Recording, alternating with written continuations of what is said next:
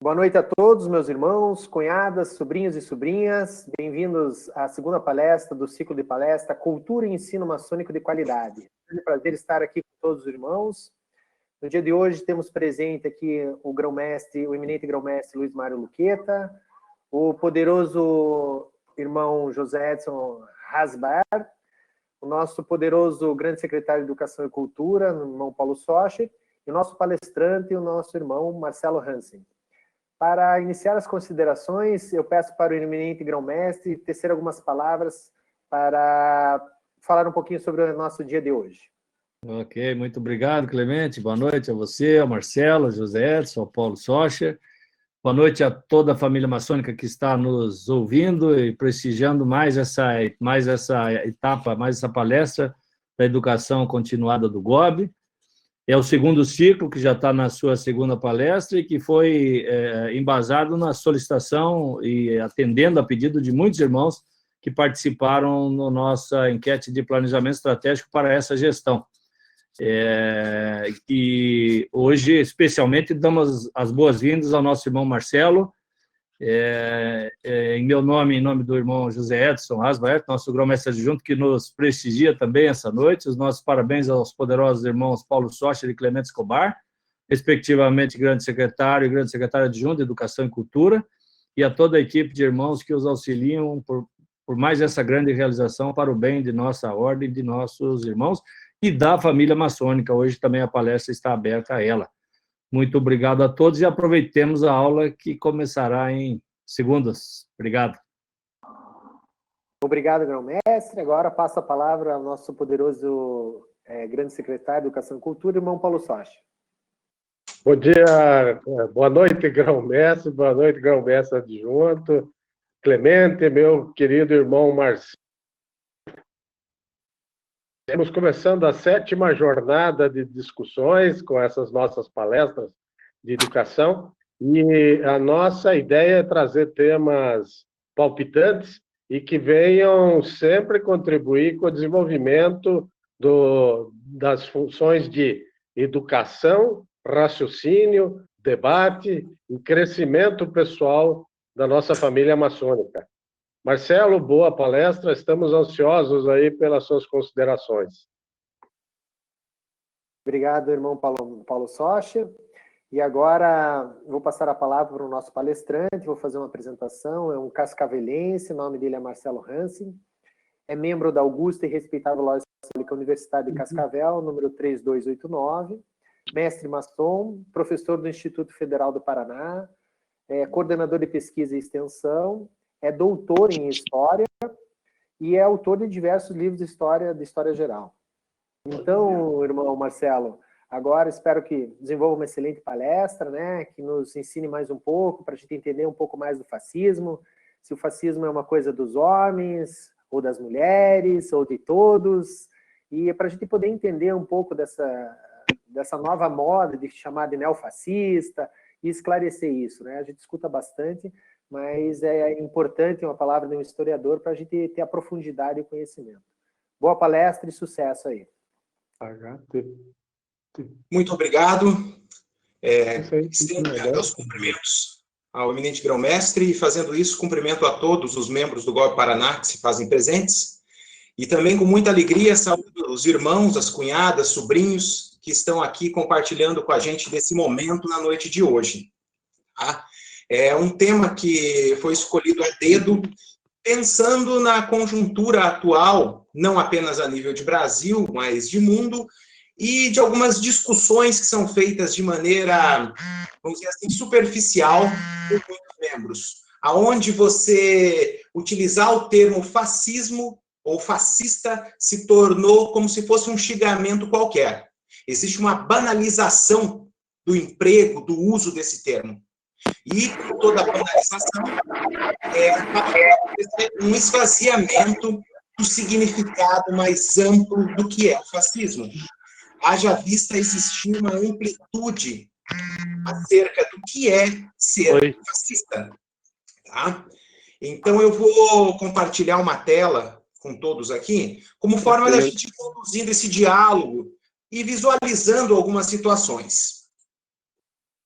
Como eu disse, é muito comum hoje, principalmente em cenário de redes sociais, de Facebook, de WhatsApp, nós vemos pessoas se digladiando e existe essa banalização. E essa banalização ela é nociva. Por qual motivo? Porque o fascismo ele tem um espectro, ele tem uma carga doutrinária, teórica, ideológica muito pesada, muito profunda.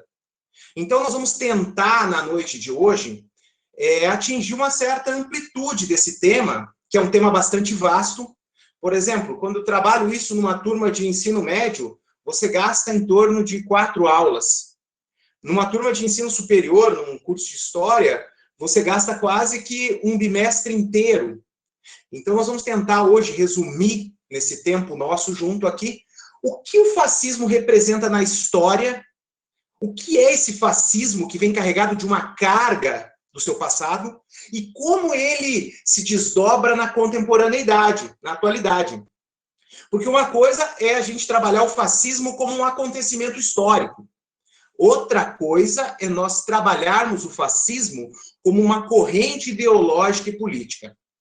Se eu for ver alguém acusar alguém de fascista e ficar apenas com a carga histórica, parece que eu estou falando para essa pessoa que ela apoiou Mussolini num regime que surgiu na Itália há cerca de 100 anos.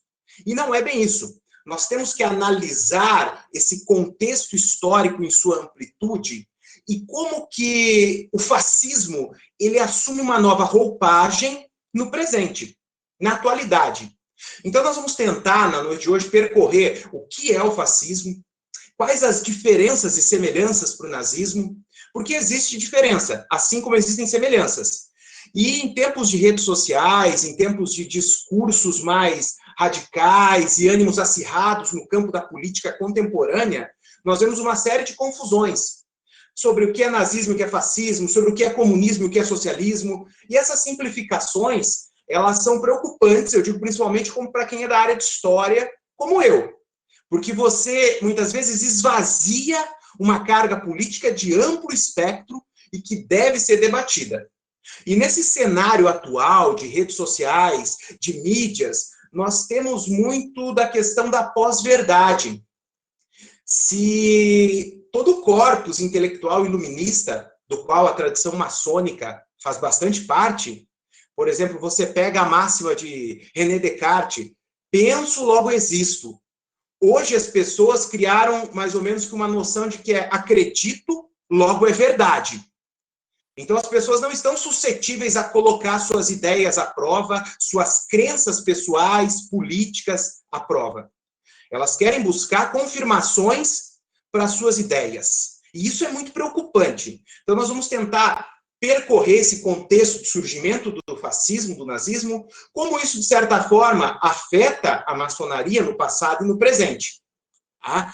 Então, para isso, né, esse slide inicial traz aqui a imagem de 4 dos maiores líderes fascistas que a história conheceu. Tá?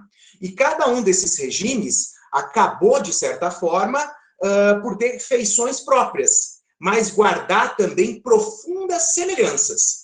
A gente vê na imagem, aqui por ordem, tá? O Salazar, que foi governante em Portugal, o salazarismo também com forte inspiração no fascismo. Nós vemos o general Franco, da Espanha, ao centro Adolf Hitler, na Alemanha, e no canto, Benito Mussolini. É necessário que nós aprofundemos o debate, a discussão, de forma a compreender como que esses regimes se estruturam no passado e como é que eles ganham contornos diferentes ao longo da história, para a gente ver o que seria o neofascismo na atualidade. E aí eu costumo sempre utilizar algumas ideias que na contemporaneidade, na atualidade, uma série de movimentos ganham força e evocam pautas se colocando como antifascistas. O episódio que aconteceu há pouco mais de 2 meses nos Estados Unidos, do assassinato, tá, de George Floyd, que desencadeou uma série de mobilizações sociais, Black Lives Matter, com desdobramento em escala mundial, com protestos em diferentes países, inclusive no Brasil. traz também uma carga de movimentos antifascistas e acusações a políticos como se estes fossem fascistas totalitários em diferentes países. É necessário a gente perceber também que essa discussão já é mais antiga. Talvez muitos aqui lembrem da polêmica às vésperas da eleição de 2018, quando do show de Roger Waters no Brasil, no qual, no telão, ele colocava os dizeres, né, que o neofascismo está avançando. E aí listava uma série de países, os seus governantes, e entre eles citava o Brasil com o nome de Jair Messias Bolsonaro. Nós, falando em governo Bolsonaro, nós temos o chanceler Ernesto Araújo, que afirma com uma certa frequência que o nazismo é de esquerda, porque existe também, no presente, na atualidade, uma série de disputas narrativas e construções de sentido acerca do que é o nazismo, ele é de esquerda ou de direita, quem pode ser ou não pode ser acusado de ser nazista, fascista no presente. E aí nós tivemos no Brasil uma série de movimentos também de caráter intitulados antifascista. O que isso tem de verdade? O que essas afirmações têm de base histórica e de respaldo que nós possamos trazer no presente? Como lidar com essas informações? E como arregimentar o nosso argumento para entender o que é o fascismo? E é nesse sentido que, quando a gente faz essa pergunta, você sabe o que é fascismo? Nós não podemos nos fechar em simplificações. Como eu disse, que em tempos atuais, de discussões acaloradas em Facebook, WhatsApp e em outros círculos, que o fascismo se tornou um xingamento, isso é perigoso, pelo esvaziamento do seu significado. Eu sempre costumo dizer, tá? Essa é uma frase de Henry Louis Mencken, filósofo e linguista norte-americano, que ele diz assim, que para todo problema complexo, existe sempre uma solução simples e completamente errada. Então, quando nós incorremos apenas num debate mais superficializado acerca do que é o fascismo, sem recorrer à história do surgimento do fascismo, das características gerais que envolvem a década de 20, o seu contexto histórico, o conjunto de acontecimentos, e como é que eles sofrem variantes ao longo da história, nós podemos incorrer numa série de situações de injustiça. Então, vamos pensar essa questão do fascismo buscando resgatar, primeiramente, o seu sentido histórico, o seu contexto.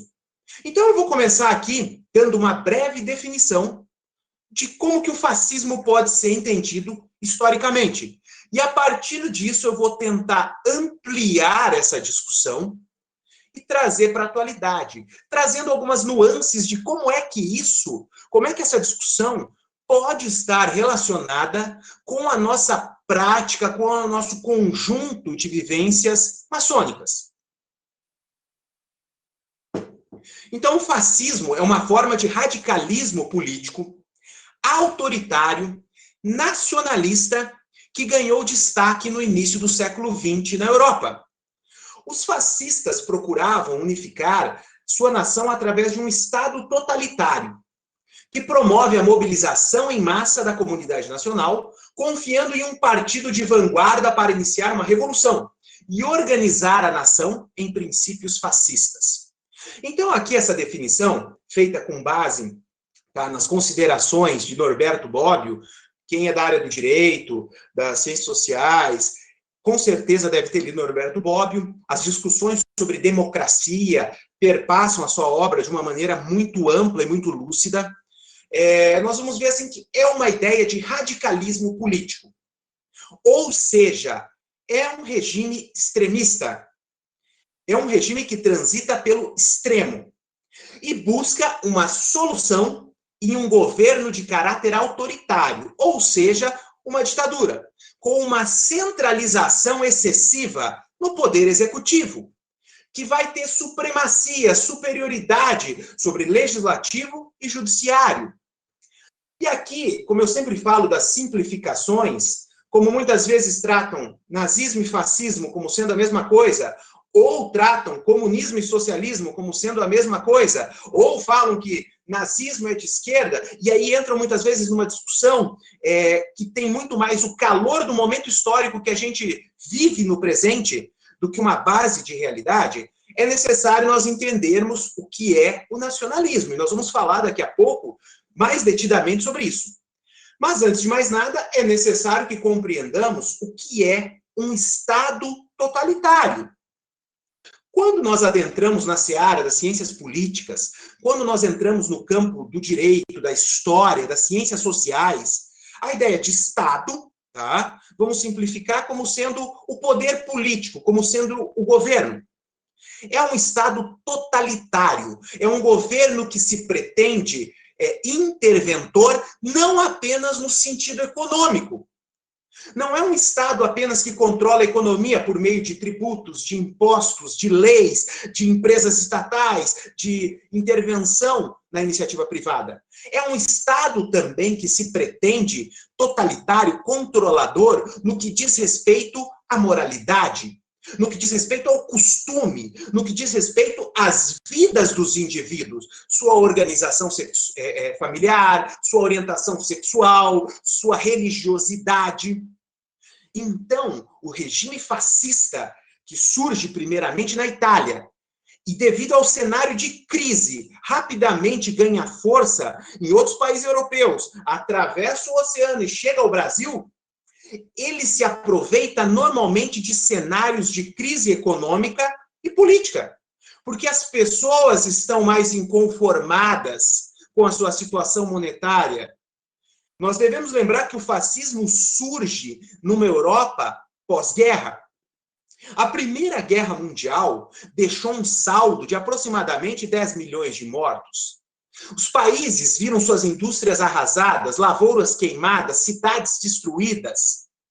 Então, esse cenário de crise torna as pessoas mais suscetíveis a buscar soluções simples para problemas complexos, a depositar as suas esperanças em governos que prometem essa solução e constroem uma retórica, um discurso de unidade, um discurso de enaltecimento nacional.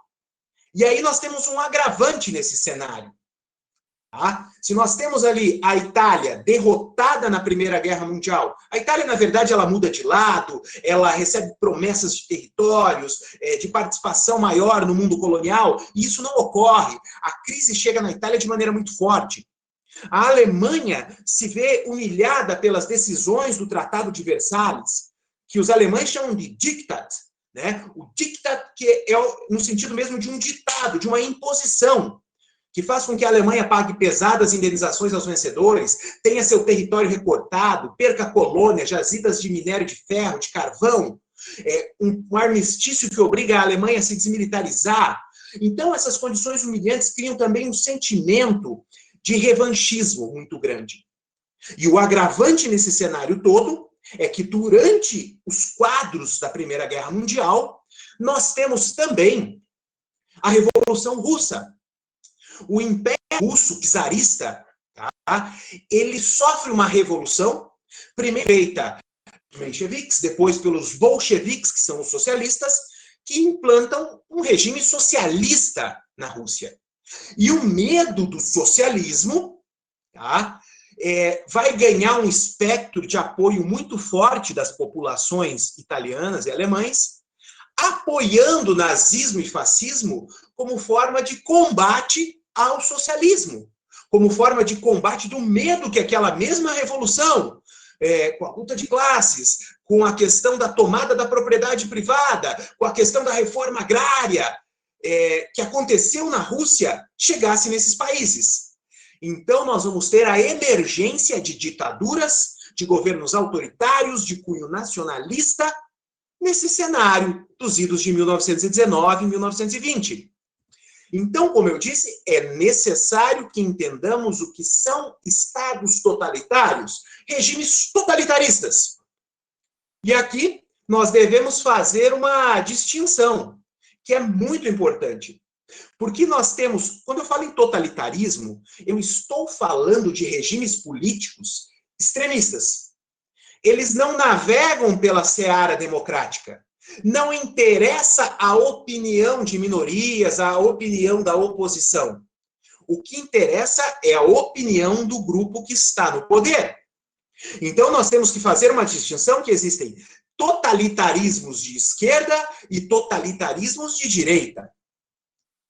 Nós vamos ter estados totalitários socialistas, como é o caso da União Soviética com Stalin, o stalinismo, que foi um regime totalitário de esquerda, que promoveu mortes, matanças, perseguição a opositores, cerceamento de liberdades individuais, controle da imprensa, manipulação ideológica. E, por outro lado, nós vamos ter autoritarismos totalitários de direita, como foi o caso de fascismo e de nazismo. Então, nós temos campos nesse espectro que, de certa forma, duelam entre si e polarizam o debate político. E, como toda polarização, leva a radicalismos e a construção de inimigos reais e imaginários. Tá? Mas, quando eu falo em totalitarismo, nós temos algumas características gerais. Nós vamos fazer um desenho geral do que são estados totalitários, tá? Porque tanto os totalitarismos de esquerda quanto de direita guardam algumas semelhanças, para entender o que foi o fascismo, o que foi o nazismo, como isso perpassa a história da maçonaria. E aí eu deixo como sugestão de leitura, quem quiser compreender historicamente esse cenário de pós-guerra, de como que a crise e o medo promove a emergência desses estados totalitários, eu deixo como sugestão essa obra aqui, ó, do Eric Hobsbawm, que é um dos meus livros de cabeceira. É uma obra a qual eu tenho muito respeito, que me acompanha desde os tempos de faculdade, ainda na época, um xerox mal feito, todo grifado. Essa obra aqui, eu acho que ela é fundamental para nós entendermos o século XX. Tanto é que o nome da obra, né, A Era dos Extremos, o Breve Século XX. 1914-1991. Ele fala que o século XX é breve, que começou em 1914 e terminou em 1991. Por quê? Que teria começado com as mudanças que rompem com o século XIX, com a Primeira Guerra, passa nazismo, fascismo, stalinismo, Segunda Guerra, Guerra Fria, e termina com a queda do regime socialista em 1991, com a criação das comunidades dos Estados independentes na antiga União Soviética. Então, esse livro eu acho que ele é fundamental para a gente entender o cenário, os nuances políticos, a crise econômica que está acontecendo no mundo daquele período. E também eu deixo um livro aqui eu costumo dizer que é bem água com açúcar, porque a linguagem é bem fácil, mas é um livro bom para você entender a movimentação, que é de Geoffrey Blaney, Uma Breve História das Guerras, que vai procurar explicar os principais conflitos do final da Idade Moderna e da Idade Contemporânea. Tá? Isso tudo nos ajuda a entender esse cenário de um Estado totalitário, de um governo autoritário, ditatorial, que tenta interferir em todos os segmentos da vida dos indivíduos, não apenas no plano econômico e político. Quais seriam as características desse totalitarismo? Primeiro, quando nós falamos de estados totalitários, existe um nacionalismo exacerbado, um nacionalismo exagerado, um nacionalismo extremista, uma ideia de amor à pátria levada à exaustão, levada às últimas consequências, que vai estar, inclusive, na base da Primeira e da Segunda Guerra Mundial. A ideia de defesa da pátria, de morrer pelo país. Isso é muito explorado também pela história na época. Os grandes manuais de história sobre a influência do positivismo, tá? Eles vão criar a ideia de um panteão de heróis nacionais. E, normalmente, esses heróis nacionais, eles servem de exemplo como pessoas que dariam a vida pelos seus países. E isso tudo é transmitido pelas pessoas no sentido de você morrer em campo de batalha. E aqui eu quero frisar que, como eu falei no começo, simplificar as discussões é empobrecer o debate e cair em armadilhas fáceis no campo da política. O nacionalismo, ele é diferente de patriotismo. Muitas vezes ele é tomado como sinônimo, que está errado. Por exemplo, em nossa ordem maçônica, nós temos toda uma carga patriótica. O patriotismo consiste no respeito aos símbolos nacionais. O patriotismo consiste no respeito à história e principalmente no respeito à população e ao cenário histórico de um país. O nacionalismo, ele envolve muitas vezes uma construção de uma estrutura de sentimentos, de um orgulho exacerbado da pátria, do uso exagerado de símbolos nacionais como forma de criar um sentimento de nós e eles. Nós, aqueles que somos patriotas, que damos a vida, que amamos o país, eles, o inimigo. Isso no plano interno e no plano externo. No plano externo, normalmente, isso no cenário anterior, de Primeira e Segunda Guerra, o inimigo, o que vai estar no campo de batalha, aquele que ameaça a nossa unidade, nossa integridade territorial, aquele que ameaça a nossa soberania política e econômica. No campo interno, aquele que é retratado como um inimigo a ser combatido. Aquele que ameaça nossos costumes, as nossas tradições. E isso tudo é puxado também para o presente, como a gente vai ver. Outra característica muito presente é a ideia de um Estado, de um governo que ele é forte e ele é centralizador. As nuances ditatoriais são muito presentes no fascismo. A ideia de um Estado que controla a vida dos indivíduos, controla a religiosidade, controla os costumes, controla a organização familiar, controla a sexualidade, controla o modelo de trabalho, ele é muito presente. O Estado centraliza em si, tá, funções que muitas vezes caberiam aos indivíduos ou à iniciativa privada. Outra característica é o militarismo. No cenário de Primeira e Segunda Guerra, é facilmente compreensível uma política militarista. Os países estão numa corrida armamentista, numa montagem e manutenção de exércitos, de fortificações, no aumento do seu poderio bélico. Mas quando a gente evoca a ideia de militarismo presente nos estados fascistas, não é apenas um investimento nas forças armadas, na produção armamentista, é também a militarização de diferentes setores da sociedade. O ensino militarizado, a participação exagerada de militares em cargos que deveriam competir à iniciativa privada, em cargos que deveriam competir ao universo educacional, entre outros.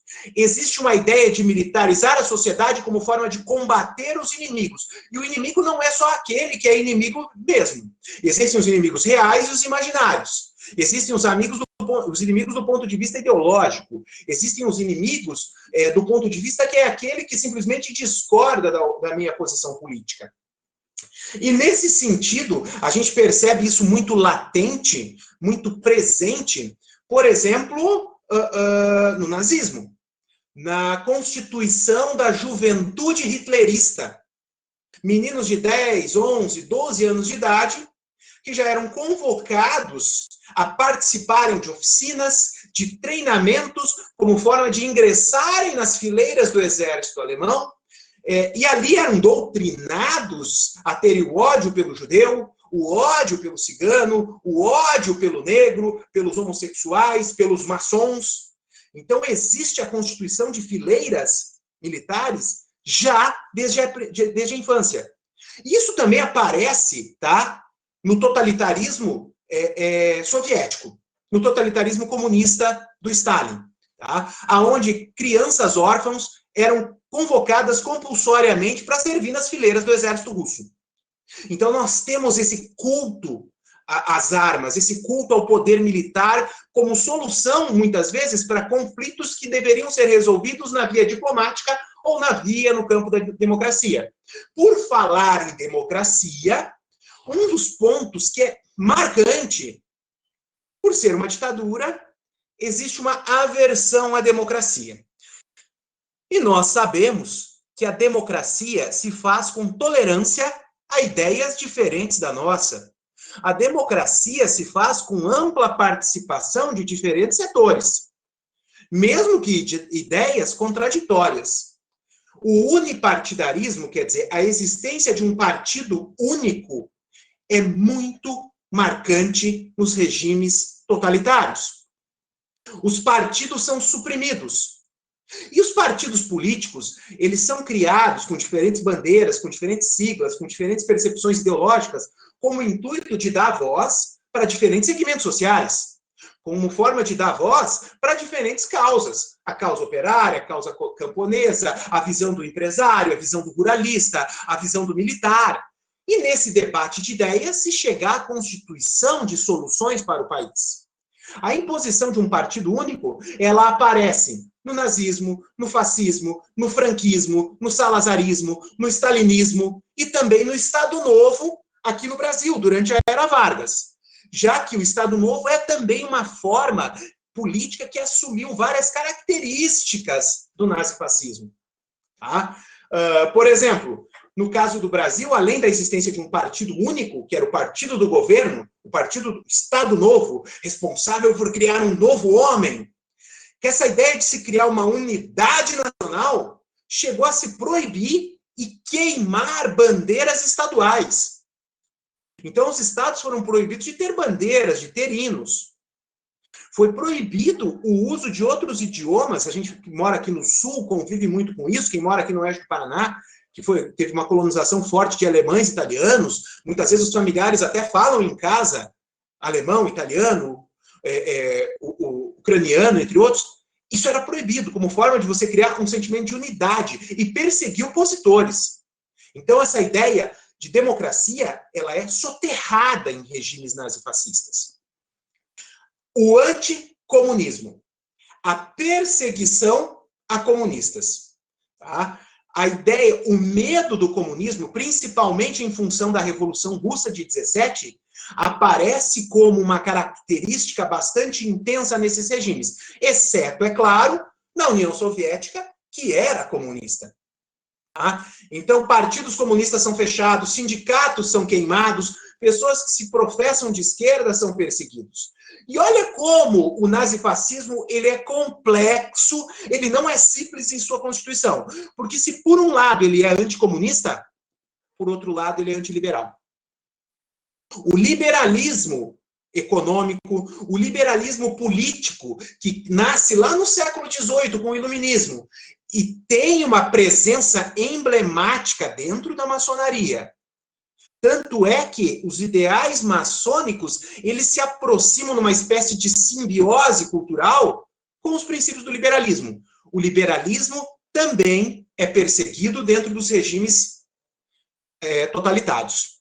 A ideia de que o Estado não deve interferir na economia, a economia deve se autorregular, tudo isso é perseguido, é proibido, porque você tem que ter um Estado forte, um Estado interventor, um Estado controlador, seja do ponto de vista econômico, político, dos costumes, entre outros.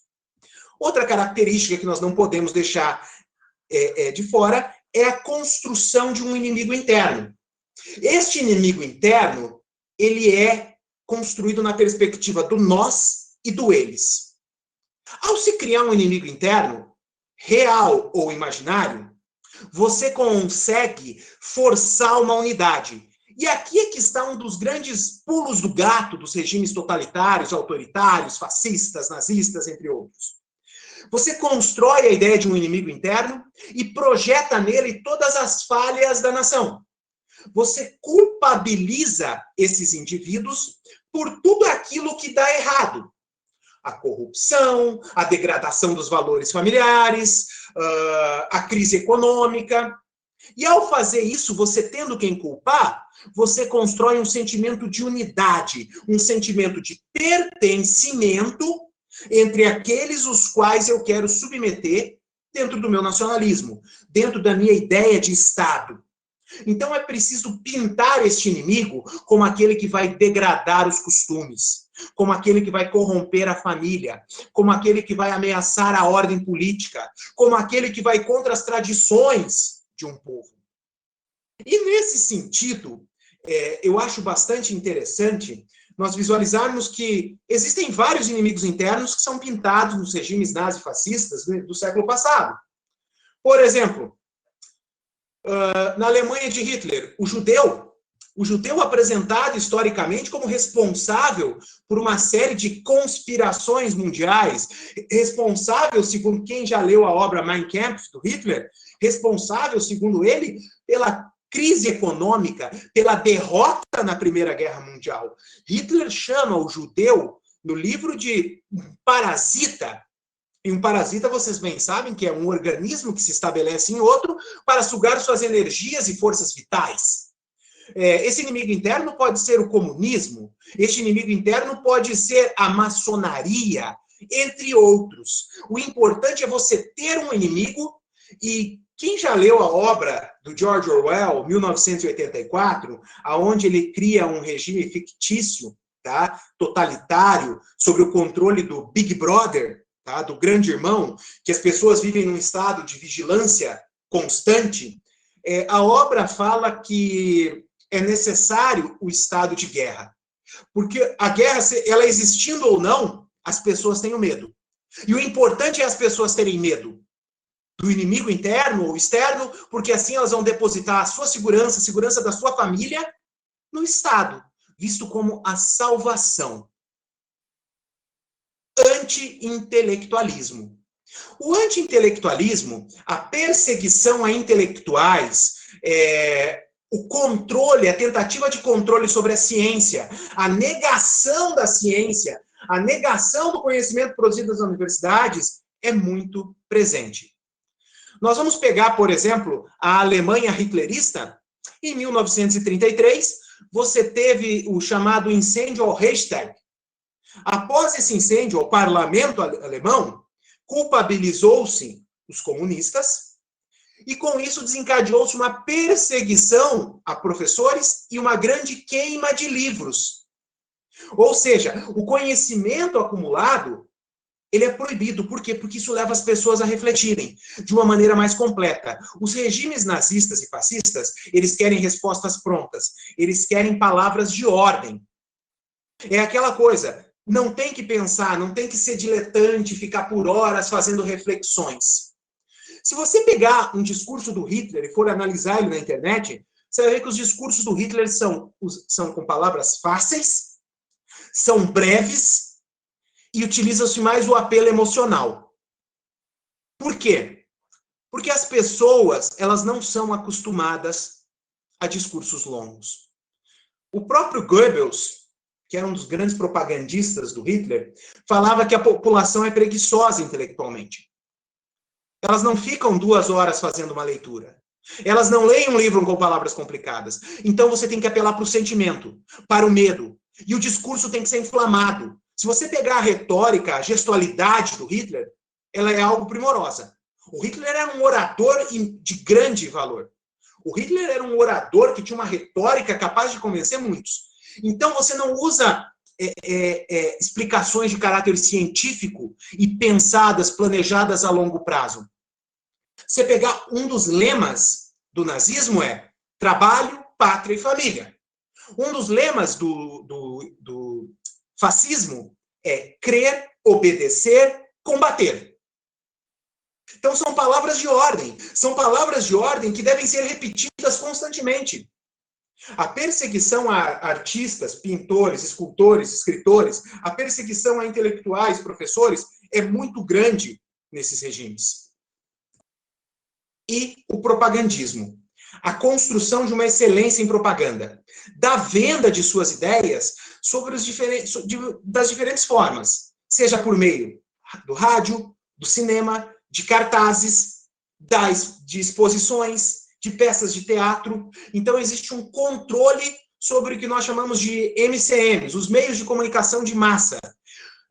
Goebbels tinha estudos sobre a cor a ser usada nos cartazes, a posição da escrita e do desenho no cartaz. Os discursos de Hitler eram ensaiados como forma de você ter uma retórica capaz de convencer. E sempre com um apelo emocional, um apelo sentimental muito forte, como forma de você incorrer em convencimento por meio do medo. Então, a questão da discussão mais ampla, a discussão mais séria, por meio de livros, de metodologia científica. E aqui entra uma questão bem importante. O iluminismo, do qual a maçonaria é participante ativa, tá? O iluminismo, ele constrói um sentimento não, ele constrói uma vivência, constrói uma prática científica. Tanto é que se você for pegar algum dicionário sociológico, eles vão dizer assim que o iluminismo é um conjunto de ideias orientados pela crença na liberdade, ó, já vai na contramão do que o Estado fascista defende. A razão vai na contramão do que o anti-intelectualismo prega. E o progresso. Ou seja, você vai depositar na ciência a busca por explicações. As práticas nazistas, elas vão na contramão e na perseguição de tudo aquilo que é iluminista. E, por fim, uma das últimas características, é claro que existem mais, o culto à personalidade do líder.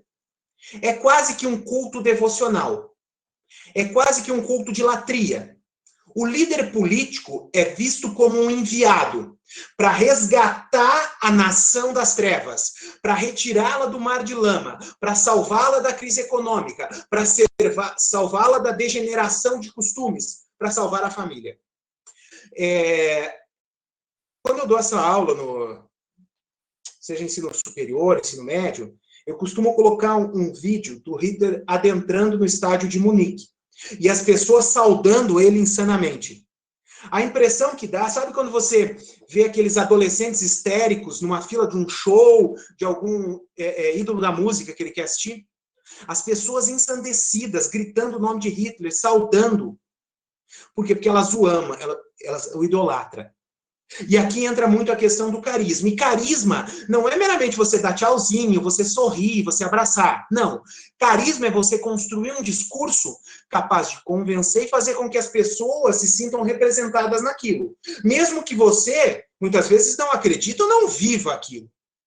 Então, o culto à personalidade do líder, visto como um enviado de Deus, como a solução para todos os problemas, é muito presente nos regimes totalitários. A crença de que ele é o grande salvador, e ele não está errado, porque ele sabe os melhores caminhos para a nação, então nós não devemos questionar, nós devemos ter uma confiança cega, é extremamente presente nos regimes nazista, fascista, stalinista, franquista, getulista, entre outros. E aí, adentramos para falar um pouquinho do fascismo. Esse estampado em vossas telas é o símbolo do fascismo, que talvez a maioria já conheça, o fácio. O fácio nada mais é do que um feixe. A palavra fácio vem do italiano feixe. O que é um feixe? Uma junção. Pode ser um feixe de luz, um feixe de varas. Nesse caso, é uma junção de varas. Qual é a analogia que o fascismo tenta promover com esse feixe de varas? Se você analisar ali, são pequenas varetas unificadas por uma tira de couro, que os indivíduos sozinhos são frágeis. Os indivíduos sozinhos são vulneráveis, mas que, unidos, sob comando de um Estado forte, autoritário, que sabe o que é melhor para ele, eles são inquebráveis. E esse Estado é representado pelo machado. O machado que é um instrumento de punição. Esse fácio era usado pelo antigo exército romano como um instrumento de punição a desertores e também a inimigos, para decapitação. Então, ou seja, é a ideia de um Estado forte que mantém os indivíduos sob um controle e que garante que eles sejam protegidos do inimigo comum. E que, ao mesmo tempo, é um Estado punitivo. Aliás, um culto a tradições, às vezes vistas como milenares, é muito presente. A ideia de um passado mítico, que no passado é que era bom, hoje está tudo perdido, é muito presente no fascismo. A retomada das ideias de que a Itália era capaz de resgatar aquilo que foi um dia por meio do esplendor e glória do Império Romano está extremamente presente. A ideia de que a Alemanha poderia resgatar o que foi o primeiro Reich na Idade Média, o segundo Reich com Otto von Bismarck, é muito presente. Então, a ideia de um passado glorioso, de um passado mítico, de um culto às tradições, está muito associado. Quando nós falamos em fascismo, nós devemos lembrar dessa figura aqui, Benito Mussolini. O fascismo ele se estrutura, gente, na Itália, logo após a Primeira Guerra Mundial. O Benito Mussolini participa ativamente da criação de uma milícia armada, um grupo paramilitar, tá? Capaz de fazer frente até mesmo ao exército do rei Vítor Emanuel III, os chamados camisas negras. E esses camisas negras promoviam a perseguição de opositores, a perseguição de pessoas que eram dissidentes. E as ideias do fascismo começam a ganhar forma, começam a ganhar força. Tá? O Mussolini, em 1922, tá? Ele vai dar um golpe, tomando o poder para si. Quem conhece, gosta um pouco de história, deve lembrar da chamada Marcha sobre Roma, em 1922. E ao tomar o poder, inicia uma ditadura. E essa ditadura vai trazer várias características daquelas que nós elencamos há pouco. Mas o que eu acho interessante destacar dessa ditadura do Mussolini é que, por exemplo, o Mussolini primeiro começa a construção de um amplo sistema de propaganda. Controle de rádios, da emissão de cartazes. E aí o Mussolini se dá conta que ele precisa uma aliança política. Pensa, a Itália é berço da igreja. A sede da igreja está na Itália. E a Igreja Católica é extremamente influente politicamente. Então é necessário costurar acordos com a igreja. E existiam situações pendentes. Então como é que eu vou resolver isso? Por outro lado, eu preciso controlar o movimento grevista. Você tem aquela ameaça comunista rondando as portas das fábricas. O empresariado com medo de que aquela ameaça soviética chegue até a Itália. E é aí que o Mussolini tem uma sacada, que em 1927 é criada a Carta de Lavoro. A Carta de Lavoro, que é a Carta do Trabalho, ou as leis trabalhistas italianas, que muitas delas inspiraram a criação da CLT no Brasil pelo Vargas, que era um admirador de Mussolini. Ao fazer isso, o que o Mussolini está fazendo? Ele está esvaziando a ação dos sindicatos. Você não precisa de sindicato, você não precisa de greve, você não precisa de luta de classes. O Estado te dá leis trabalhistas, o Estado regula a tua carga horária, o Estado te dá direitos. Então ele consegue esvaziar a ação sindical, a ação de socialistas e de comunistas. Mas a situação com a igreja ainda não está resolvida. Existia uma pendência entre Estado e igreja na Itália que vinha desde 1871, a unificação da Itália, tá? E a unificação da Itália que contou ativamente em suas fileiras com a participação de maçons. Pelo norte, o conde Camilo de Cavour, e pelo sul, o Giuseppe Garibaldi, que participou da Revolução Farroupilha. Então, nós vamos ter essas duas frentes que vão lutando pelo norte e pelo sul, se encontram nos estados pontífices, que era a região central da Itália, e para unificar a Itália tiveram que tomar as terras da igreja. E isso fez até com que o Papa, na época, escrevesse aquela famosa bula de excomunhão de todos os maçons, que teve repercussão até no Brasil, com a prisão de alguns bispos. Então, a animosidade entre governo da Itália, igreja e maçonaria vinha se desenhando já desde 1871. Como a população é majoritariamente católica, o que o Mussolini fez? Em 1929, Mussolini costura um acordo muito famoso que é o chamado Tratado de Latrão. O Tratado de Latrão é um acordo onde Mussolini, com o Papa Pio XI, cria o Estado do Vaticano. O Estado do Vaticano, que existe até hoje, que é como se fosse, vamos dizer assim, a grosso modo, um país dentro de outro. Essa aliança com a igreja foi fundamental. E ela é muito importante para a gente entender o que aconteceu com a maçonaria nesse período. Por outro lado, na Alemanha, também em 1919, surge o Partido Nacional Socialista dos Trabalhadores Alemães.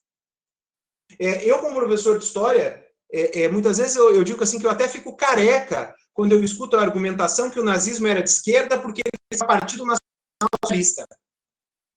O Nacional Socialista é muito diferente do a teoria política percebe isso, tá? Nas suas cartas de Constituição, e eu vou mostrar algumas medidas do Hitler daqui a pouquinho. E surge o Partido Nacional Socialista dos Trabalhadores Alemães. O Hitler, seguindo muito dos exemplos do Mussolini, tenta um golpe em 1923, o famoso Putsch de Munique, golpe de Munique, ou golpe da cervejaria de Munique, onde Hitler acaba preso. Preso, Hitler aproveita para colocar no papel as suas ideias políticas, que é a obra que muitos conhecem, o Mein Kampf, Minha Luta, que é uma mistura de autobiografia com teoria política.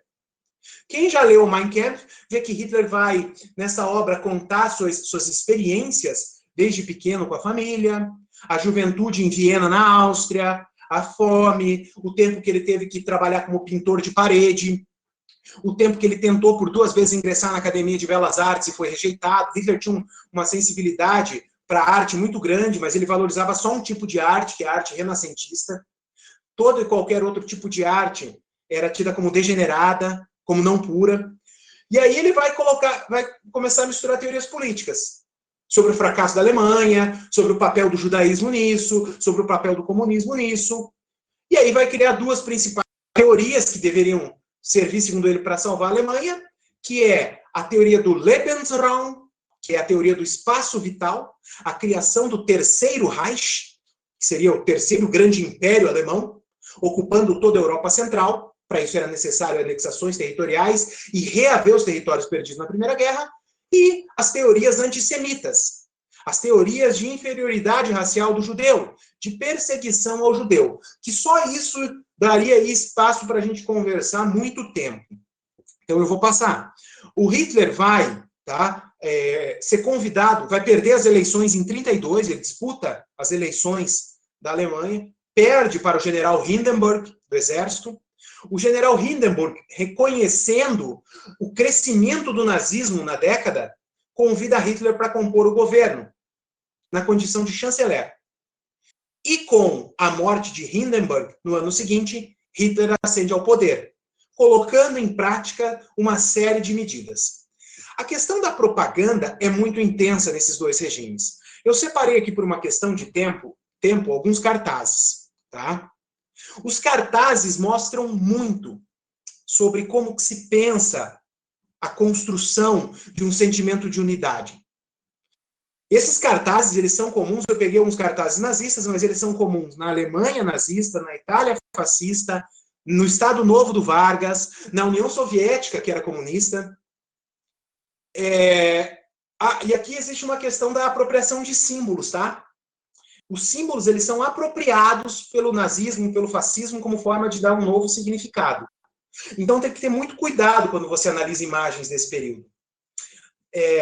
Uma vez um aluno meu, ele trouxe a foto do que ele dizia ser uma moeda nazista que martelo, que tinha um soldado, asas e um martelo e uma foice. Ele falou: professor, martelo e foice não quer dizer que a Alemanha nazista era comunista? Não. Existe uma apropriação de símbolos históricos. Ao se apropriar de símbolos que representam operário e camponês, martelo e foice, você está querendo dizer que o Estado é mediador desses conflitos. E isso existe nos documentos. E aquilo não é uma moeda que circula na internet, é um broche. Seria a mesma coisa, então, que você dizer que o hinduísmo por plástica que a gente tampar na banheira, na braçadeira, nas lâmpadas. Ele é usado na cultura, ele é usado na cultura egípcia e em outras. E enquanto no Oriente é um símbolo de prosperidade, um símbolo de submissão à vontade de Deus, no nazismo, a significação dada, que eles chamam de cruz gamada, suástica, é um símbolo de submissão ao Estado. É uma cruz que gira em torno do próprio eixo. E você vê o nazismo, a luz se abrindo ao fundo, Hitler conduzindo a nação alemã rumo à prosperidade. Essa segunda imagem você vê crianças, jovens, e ali, dizendo Hitlerjugend, que é a juventude hitlerista. A preparação desses jovens, desde muito cedo, a seguirem as palavras do Führer, do guia, do chefe supremo. Eu acho essa imagem aqui emblemática. A águia, ela é estudada como símbolo político há muito tempo. Se você pegar grandes potências e grandes impérios mundiais, sempre se serviram do uso da águia. Do Império Romano, na Antiguidade, aos Estados Unidos, na atualidade. Aqui a águia representa a Alemanha. A águia é, por si só, um animal belo, formoso, que alça voos imensos. E vendo sua presa, seu inimigo, dá rasante cintura. A águia representa o povo alemão. Observem que a águia está se libertando de correntes, se libertando do seu passado, de humilhação, de perda na Primeira Guerra Mundial.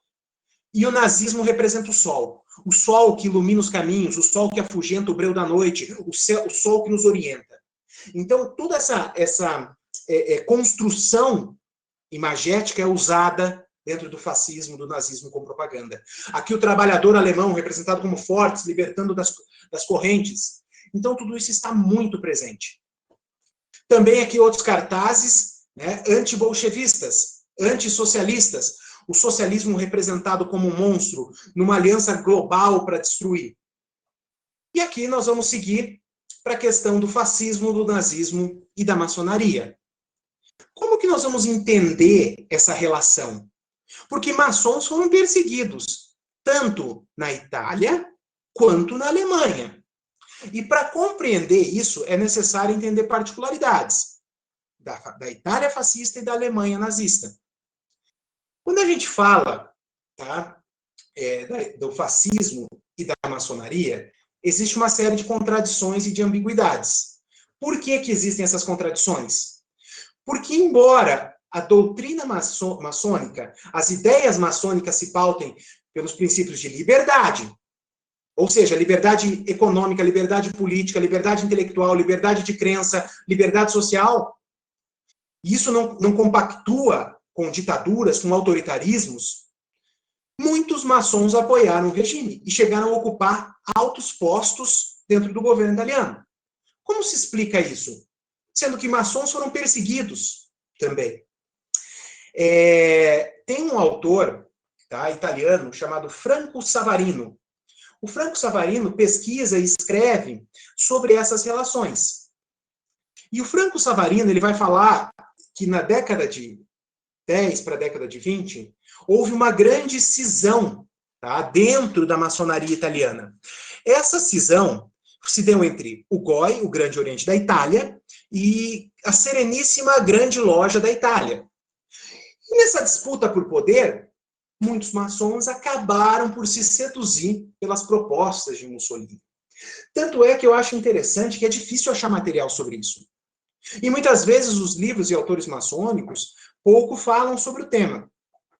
Eu, particularmente, tenho alguns livros aqui na minha biblioteca, e muitos deles, tá, talvez por opção do autor, talvez por perceber uma posição dúbia de alguns maçons, na maçonaria, sobre o fascismo, sequer abordam o tema.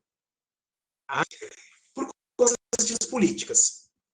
O que a gente tem é que é necessário entender essa hostilidade entre maçonaria e fascismo como uma relação das tensões entre igreja, fascismo e socialismo.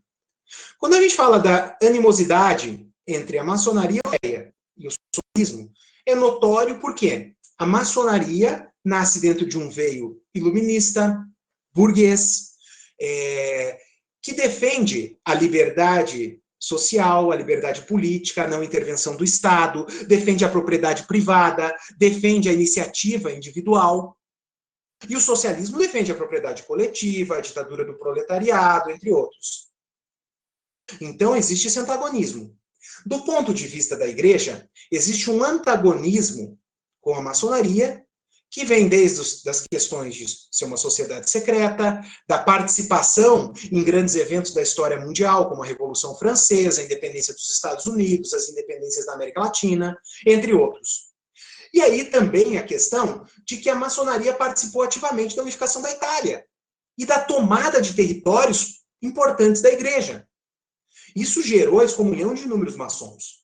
E a aliança fascismo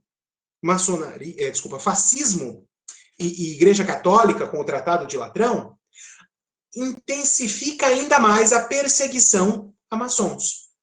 Você tem em 1925 a criação por um ministro da Justiça italiano chamado Alfredo Rocco de um projeto de abolição de sociedades secretas que previa a perseguição, a prisão e a punição de pessoas que participassem de sociedades secretas, entre elas a maçonaria. Tomo a liberdade de citar um trecho do que Alfredo Rocco diz nisso. Está em espanhol aqui, vamos fazer a leitura. A maçonaria penetrou como um verme destruidor na sociedade italiana e a impede, dia atrás dia, de constituir uma sociedade italiana solidamente agregada e a formação de uma forte consciência nacional. Então, olha o que ele diz da maçonaria. Antes de tudo, o clericalismo da maçonaria degenerou numa luta antirreligiosa, ou melhor, anticatólica, de onde existe um instrumento de ódio aos religiosos de numerosíssimos afiliados, especialmente judeus. Então, aqui ele também faz uma associação de maçonaria e judaísmo. Fala de que a maçonaria, eu acho interessante quando ele usa o termo, a maçonaria penetrou como um verme destruidor. Porque a comparação a um verme aparece também no Mein Kampf, já que o judeu é comparado a um parasita. Então, você tem muito dessa visão da maçonaria como uma sociedade secreta que arquiteta golpes de Estado, da maçonaria anticlerical, antirreligiosa. Se vocês lerem qualquer obra de Voltaire, que era iluminista e era maçom, ele tem um anticlericalismo muito forte. Rousseau, que era maçom e era iluminista, também. Então isso aparece de uma maneira muito forte, principalmente defendendo os caminhos científicos. E lembrando que esses regimes são anticientíficos, são anti-intelectuais. E Adolf Hitler? Aqui palavras do próprio Hitler. Num discurso qual ele faz sobre uma suposta associação entre judeus e maçons. Todas as abominações supostas, os esqueletos e caveiras, os caixões e os mistérios, são coisas simples para as crianças, mas há um elemento perigoso, e que é um elemento que copiei a partir deles, dos maçons. Eles formam uma espécie de nobreza sacerdotal. Eles desenvolveram uma doutrina esotérica não apenas formulada, mas transmitida através dos símbolos e mistérios em graus de iniciação. A organização hierárquica e a iniciação através dos ritos simbólicos, isto é, sem incomodar o cérebro, mas através do trabalho sobre a imaginação, através da magia e dos símbolos de um culto. Tudo isso tem um elemento perigoso. Vocês não veem? O nosso partido tem de ser uma ordem? Uma ordem. A ordem hierárquica de um sacerdócio secular. Nós mesmos, ou os maçons, ou a igreja. Há espaço para um dos três, e não mais. Nós somos o mais forte dos três, e devemos nos livrar dos outros dois. Essa é a visão de Hitler sobre a maçonaria. Aqui, eu trago um outro trecho que eu extraí da guia e carta de instrução do Partido Nazista. Isso aqui são documentos históricos, reais, autênticos, tá? A hostilidade natural dos camponeses contra judeus e sua hostilidade contra o maçom como um servo do judeu deve ser trabalhados até um frenesi. Quer dizer, você deve explorar esse medo da maçonaria, esse medo do judaísmo. E os cartazes, tá, falam de uma aliança judaico-maçônica para dominar o mundo. Outros cartazes, isso aqui é uma foto, tá, de um cartaz que estava numa exposição anti-bolchevique, quer dizer, anticomunista, denunciando uma conspiração judaico-maçônica comunista internacional na França ocupada pela Alemanha nazista. Quem gosta de história deve lembrar que em maio de 1940, a Alemanha invade a França e grande parte da França, metade do território, entra num regime colaboracionista ao nazismo, que é motivo de vergonha para os franceses até hoje. Haja visto os franceses terem uma tradição de luta pela liberdade. E olha que coisa absurda, coisa sem pé nem cabeça. Mas quando a gente fala de espalhar medo para você conseguir dominar, você cria teorias absurdas. Mistura elas num liquidificador de absurdos e espalha. Uma aliança judaico-maçônica comunista. Esse cartaz fala de uma tentativa de tomar a hegemonia mundial. Você vê ali a bandeira da União Soviética e o martelo e a foice entrecruzados. Como uma aliança, esse símbolo das 3 setas para baixo é o símbolo original de quem se intitula antifascista, criado na Itália de 1925. Então, eles, junto com o comunismo, e ali meio apagado é a bandeira da Grã-Bretanha e dos Estados Unidos. Democracias liberais, ou seja, as democracias também são uma ameaça. E aqui, por fim, você vê o esquadro e compasso. Como se todas essas forças, comunistas, judeus, democracias liberais e maçons tentassem enfraquecer os valores familiares, a família tradicional, entre outros, e se constituíssem numa ameaça. Então, explorar o medo, criar teorias absurdas e ter aceitação disso é muito comum desses regimes. E aqui, talvez só por uma curiosidade, como os nazistas, começaram a perseguir maçons dentro da Alemanha, tanto é que os maçons, quando foram mandados para campos de concentração, sim, maçons também foram mandados para campos de concentração. Não eram apenas judeus, eram negros, eram homossexuais, eram ciganos. Os maçons eram representados por um triângulo vermelho costurado no seu uniforme, um triângulo vermelho de ponta cabeça. Como nas ruas, né, os maçons ou nos templos se reconheciam, muitas vezes por alguns sinais, por gestos, por palavras, como os maçons são reconhecidos pelo esquadro e pelo compasso, como forma de não serem reconhecidos, na Alemanha nazista passaram a usar a flor de miosótis em suas lapelas. A flor de miosótis que é conhecida no Brasil como não se esqueças, não me esqueças. Então é uma história bonita, como você reconheceu o seu irmão se usava essa flor, e como forma de tentar driblar a perseguição nazista. Dentro de campos de concentração, nós chegamos a ter a fundação de lojas, como é o caso da loja Liberté Chérie, a loja Querida Liberdade. O termo Querida Liberdade faz menção à história da Revolução Francesa, tá? Onde no hino da Revolução Francesa, a Marselhesa, se enaltece a querida liberdade. Ela foi fundada por 7 irmãos belgas dentro de um campo de concentração. E o seu brasão, tá, o seu estandarte é este aqui. Ó. As cores, tá, do uniforme de prisioneiro, as cores azul e branco listrados, o triângulo vermelho invertido que identificava os maçons, o NN, que é a noite nebulosa, o período de escuridão que se vivia, e as ideias de liberdade, igualdade, fraternidade, lema da Revolução Francesa, ideal iluminista, e que orienta a nossa prática maçônica. Foi fundado por 7 irmãos belgas que aproveitavam-se, tá, dentro de um espaço, no barraco número 6, para fazer suas sessões. Nos domingos de manhã, enquanto no piso inferior se celebrava missas, eles faziam seus rituais no piso superior. E hoje, onde foi essa loja, nós temos este monumento erigido.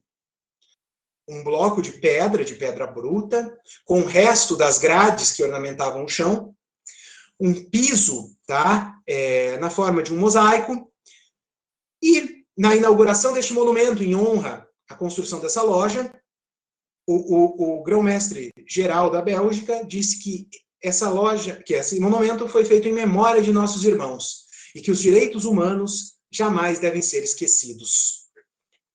Então, nós temos uma série de situações que envolvem essas questões entre maçonaria, fascismo, nazismo. E como para não me estender muito, que eu acho que eu já estourei o tempo, eu vou brevemente sugerir 2 livros que falam do fascismo na contemporaneidade, tá? Um deles é esse aqui, O Fascismo Eterno, do Humberto Eco, aonde ele vai listar 14 pontos de como que esse fascismo que nós trabalhamos historicamente nos afeta no presente. Tá? E também o livro do Jason Stanley, que é um professor de Yale, nos Estados Unidos, Como Funciona o Fascismo? A Política de Nós e Eles. Que é um livro muito bacana, é um livro que ele vai listar 10 características do fascismo no presente. Entre elas, ele fala dessa questão do nós e eles, de como é necessário você criar um sentimento de pertencimento aonde aquele que pensa diferente, aquele que pensa de uma maneira oposta, aquele que é meu opositor político, aquele que não se encaixa no meu modelo de vida, ele deve ser perseguido, como forma de reforçar laços.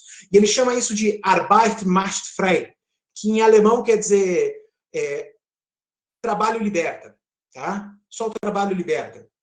Então, outra característica que ele vai destacar é essa questão do passado mítico, que é essa questão da construção de um passado glorioso. Então, que o fascista é sempre um saudosista. O fascista italiano olha para o tempo do Império Romano e fala que tem que resgatar aquelas tradições, mesmo que o mundo tenha mudado bastante com a ciência, com a tecnologia, com as invenções. O nazista olha para o segundo e para o primeiro Reich. Uma propaganda intensa se utilizando atualmente das redes sociais e principalmente da manipulação. Aquilo que eu falei no começo da pós-verdade. Não interessa o que existem de fatos, de dados, de argumentos. Eu vou buscar, mesmo que sejam mentiras, para conformar aquilo que eu penso. A vitimização. Gente, o Jason Stanley fala que o fascista é por si só um vitimista, que ele sempre vai culpabilizar os outros pelo seu insucesso e pelo insucesso do país. A questão do anti-intelectualismo, a questão das tradições do campo sobre a cidade, entre outros elementos. E por que eu estou falando isso? Para fechar, porque a maçonaria é, em sua constituição, baseada no aperfeiçoamento moral, intelectual e social, sempre orientado pela liberdade, ou seja, nós como maçons devemos sempre defender a liberdade. A liberdade de expressão, a liberdade de ideias, a liberdade religiosa, a liberdade de culto, a igualdade de todos perante a lei e a fraternidade. E esses regimes autoritários, esses regimes que evocam esse tipo de ideia, esse tipo de trama, normalmente tentam a prevalência de um grupo sobre outro. Outra coisa que nós também primamos, e a maçonaria afirma, é ser incompatível com o sectarismo. Sectarismo é o comportamento de seita, é a intolerância, é você se fechar sempre nas suas ideias, sem tentar fazer um esforço de compreender como pensa o outro. Eu lembro que, lendo Aristóteles fala sobre formas políticas. E ele fala que existem formas puras e formas corrompidas. Ele fala que a monarquia é uma forma pura, mas a tirania é uma forma corrompida.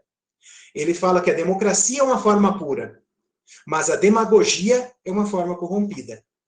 Democracia não é a imposição de a vontade de um grupo sobre outro, mas o debate entre esses dois grupos, construindo-se um caminho do meio, construindo-se uma via alternativa que agrade a todos.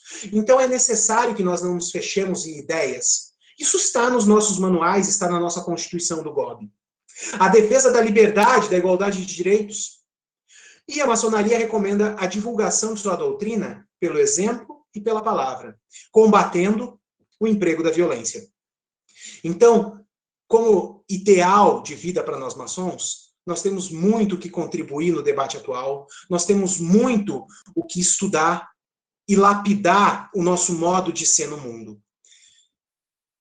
Nesse ponto, tá, do radicalismo, que muitas das vezes não querem o diálogo, quando nós navegamos pelos extremos, nós nos tornamos mais distantes até mesmo daqueles que são mais moderados. Uma teoria política que me agrada muito é a teoria da ferradura de Faye, tá?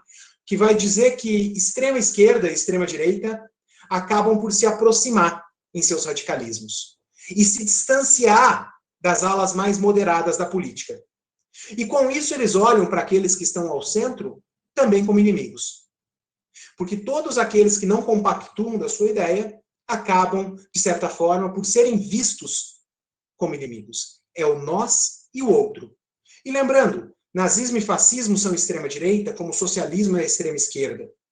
Então é necessário se construir caminhos alternativos, que primem pela tolerância. Finalizo com uma frase que eu gosto muito de Peter Burke, historiador inglês da Escola dos Análises, que vai dizer que a função do historiador é lembrar a sociedade daquilo que ela quer esquecer. Então, que a função do historiador é visitar documentos, confrontar esse passado de forma que as injustiças, de forma que os excessos e as violências não voltem a acontecer. Seria isso que eu tinha para compartilhar com vocês. Espero ter contribuído de alguma forma. Agradeço até então a participação e estou aberto a colocações e considerações. Obrigado, irmão Marcelo. Fantástica palestra. Acho que todos nós hoje tivemos a oportunidade de aprendermos muito, né? E nos atualizarmos com todas essas questões aí, toda essa terminologia. Fantástica palestra. Acho que todo mundo deveria participar desse evento aí para conhecer um pouco mais da nossa história e fazer um futuro melhor. Você falou de alguns livros aqui, ó. Olha aqui o livrinho que eu tenho aqui. Esse já foi o livro que eu lendo por muitos anos. É o livro que eu estou lendo, fantástico, li um pouco prolixo no começo dele, né, da história, do começo dele, e traz muitas informações, às vezes tem que dar uma relida, né, mas é muito bacana, conta toda a história, é fantástico esse livro, eu recomendo a todos, né, A Era dos Extremos aqui, vale a pena mesmo. Tive uma indicação e foi fantástica a indicação mesmo. E a gente vai começar com algumas perguntinhas aqui, para você ajudar a gente a entender um pouco mais e compreender mais um pouco sobre o nosso tema. E a nossa primeira pergunta, Marcelo, é a seguinte. A história nos dá parâmetros para sabermos quando o limite da democracia está sendo ultrapassado?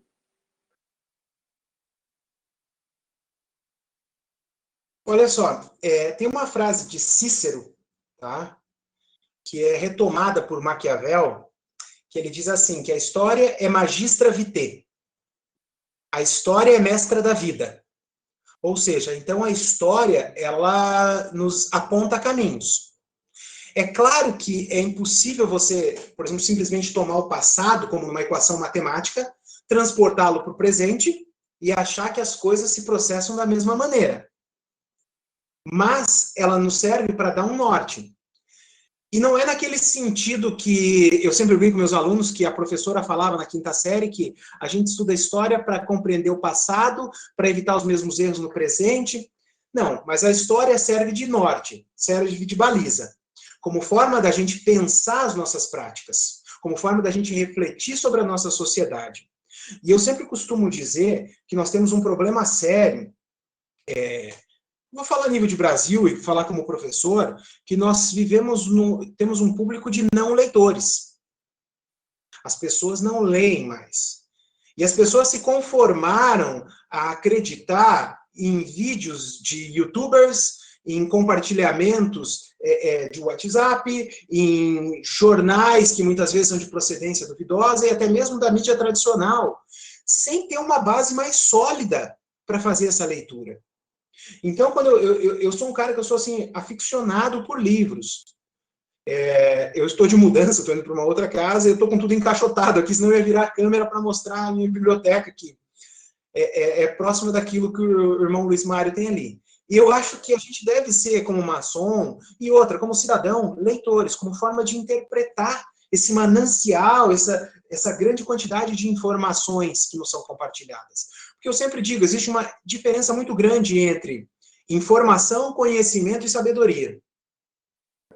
Informação é tudo isso que a gente recebe, que está disponível, que você dá um Google, que está no Facebook, isso é informação.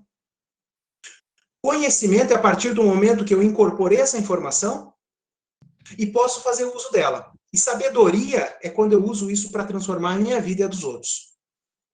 Muito legal. Esse é meu clichê em todos os Eracs, eu sempre comento essa sequência aí. Pegou meu clichê. Estão pensando da mesma forma. Obrigado pela complementação aí. Outra coisa, irmão Marlon. Irmão Paulo, me desculpe, cortou um pouquinho. Não, digo, e outra coisa, basta, além dessa leitura, interpretar isso é muito necessário, ou seja, é preciso pensar, né? Como Sim. dizia Emmanuel, é preciso que se pense naquilo que se lê, né?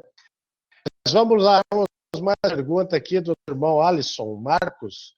Marcelo, o que acha da educação mais abrangente criada por Jason Stanley, trazendo os 10 pilares do fascismo? Desculpa, você pode repetir? Está cortando para mim bastante. Clemente, faz a pergunta a você, o áudio do Paulo está cortando. Vamos lá, vamos tentar estabelecer o Paulo, mas, Marcelo, a pergunta seria a seguinte: o que você acha da classificação exatamente criada por Jason Stanley, trazendo à tona os 10 pilares do fascismo? É uma obra que eu li, tá? E eu, como historiador, eu sempre digo assim, ó, sempre que a gente lê alguma coisa, a gente lê, às vezes, buscando a informação objetiva. Então, ali ele vai definir, o fascismo é isso e aquilo.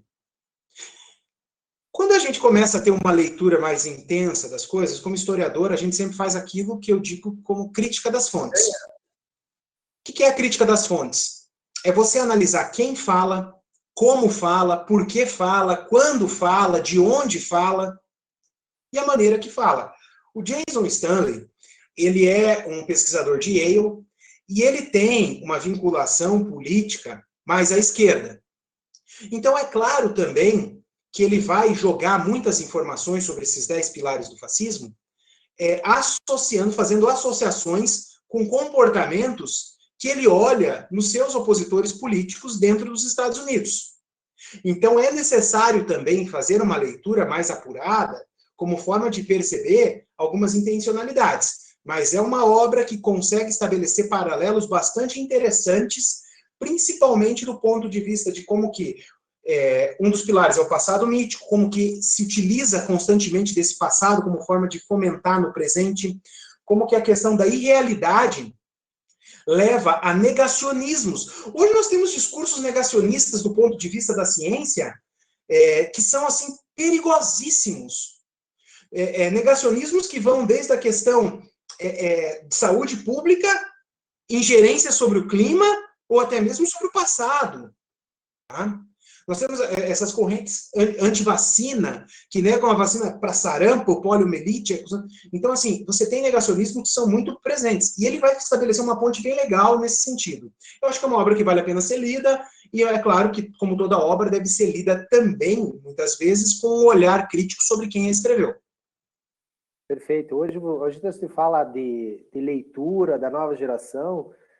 Você, como professor, até, Marcelo, podia dar um parecer. Eu acho que a nova geração não consegue ler nada que seja muito longo, nada que tenha muitas páginas. O pessoal quer coisa rápida, como o sistema do YouTuber, 3 minutos, 5 minutos.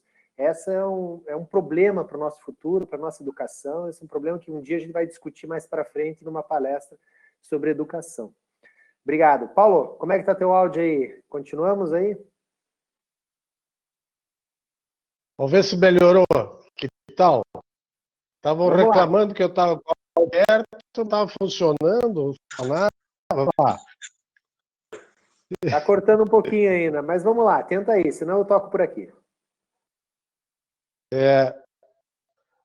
Marcelo, não te parece que atualmente os regimes adotam ou misturam várias características para se manter, a exemplo dos muitos partidos políticos atuais, como identificar se totalitarismo Não dá. Paulo, ainda tá cortando, Paulo. Deixa que eu toco por aqui, vamos lá. Vamos para as perguntinhas aqui, sem problemas. Então, assim, uma perguntinha que surgiu aqui é: Marcelo, não te parece atualmente os regimes adotam ou misturam várias características para se manter? A exemplo dos muitos partidos políticos atuais, como identificar ou se proteger do totalitarismo disfarçados?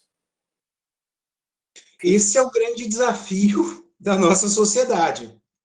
Ainda mais, eu vou fazer aqui uma ponte com o que o irmão Clemente falou, num momento da história em que nós estamos cada vez mais imediatistas. Eu sempre falo do imediatismo.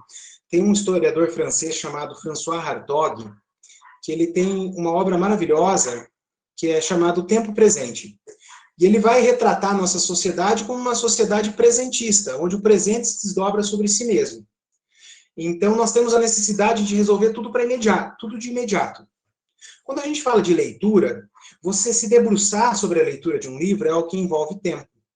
Você refletir sobre aquilo, você digerir aquelas ideias, você pensar onde é que aquilo te leva. E não entender, se for necessário, pegar um dicionário e fazer uma pesquisa. E a maioria das vezes a gente não faz isso. E aí entra uma questão. Para a gente perceber isso de uma maneira mais intensa, perceber essa movimentação, se faz necessário uma reflexão mais metódica, uma reflexão que passe pelo crivo da metodologia. E quando eu falo assim, metodologia, às vezes a gente acha que metodologia, quem fez faculdade, é metodologia científica, ou uns acreditam que é norma da ABNT, que é uma visão distorcida que alguns têm, e que eu tenho assim, um pavor disso, ou outros acham que é uma coisa fora do comum. Não. A gente faz ciência no nosso dia a dia, criando hipóteses para problemas comuns que a gente tem. Ó, o Paulo está aí com um problema no microfone dele. Quer dizer, ele tem um problema. Ele formulou uma hipótese, pode ser minha conexão.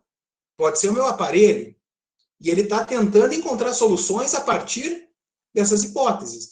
Nós também, nós temos que criar, olhar qual é o nosso problema, e a partir da leitura, eu sempre falo da dialética. Você falou, antes de começar a abrir ali, a gente estava falando de Aristóteles. Aristóteles, ele fala de dialética. Marx fala de dialética. Hegel fala de dialética, que é o confrontamento de ideias opostas. Somente a partir desse confrontamento de ideias que são opostas é que a gente vai conseguir formar uma opinião mais embasada. Não é simplesmente escutar o outro ou ler o outro para rebater. É escutar o outro para escutar, para entender. E hoje as pessoas leem um post, veem um vídeo para rebater. Se eu concordo, opa, legal. Se eu discordo, eu já vou ver como é que eu vou negar aquela ideia. Então, eu acho que passa por esse amadurecimento da nossa parte de ler o que o outro pensa, de estudar o que o outro pensa, como forma de construir uma síntese, né? Tese, antítese, síntese. O difícil é essa queda de braço, né? Que todo mundo quer ganhar a queda de braço. Esse é um terror da nova geração. Anos 2000. É isso aí. Mário, me ajuda aí. Tem outra pergunta aí, Marcelo. Não te parece que atualmente os regimes adotam ou misturam várias características para se manter? A exemplo de muitos partidos políticos atuais, como identificar ou se proteger dos totalitarismos disfarçados? Acho que essa foi agora. Essa foi agora. Beleza. Vamos lá. Você falou bastante sobre a publicidade na manutenção de um regime totalitário. E o jornalismo? Como o fascismo e o nazismo trataram o jornalismo? Olha só, é muito bacana você analisar a construção simbólica, tá? Dentro dos meios de comunicação de massa. Primeiro porque existe um controle amplo da imprensa, tá? Dentro dos regimes totalitários não existe imprensa livre.